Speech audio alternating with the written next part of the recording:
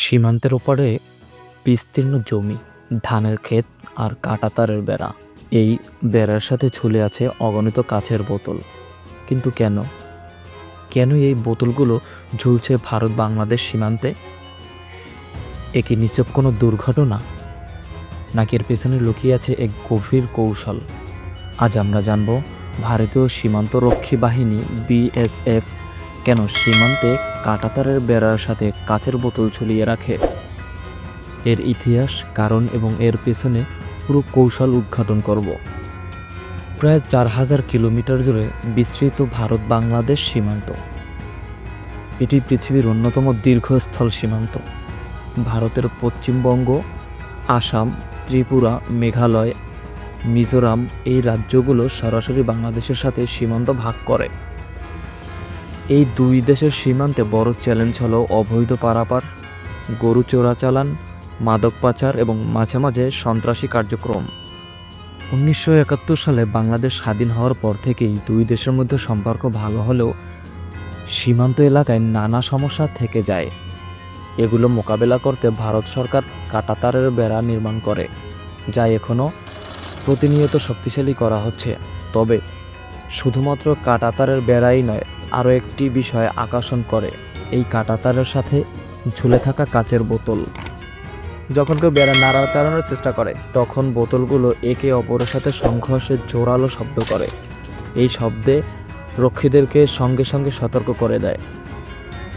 চোরাচালানকারী বা অবৈধ পারাপারকারী তখন তাদের কাজ বন্ধ করতে বাধ্য হয়। কাচের বোতল সহজলভ্য এবং খুব কম খরচে পাওয়া যায়, সুতরাং এটি নিরাপত্তা বাড়ানোর জন্য সাশ্রয়ী উপায় হিসেবে ব্যবহৃত হয়। আধুনিক প্রযুক্তি ব্যবহারের চেয়ে এটি অনেক সহজলভ্য।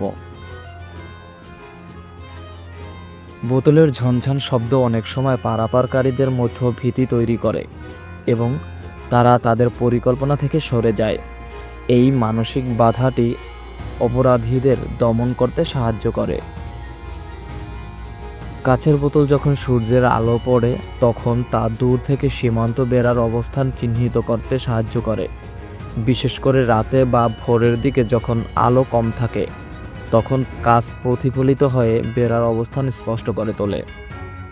সীমান্ত এলাকায় সবচেয়ে বড় সমস্যা হলো গরু চোরাচালান ও মাদক পাচার।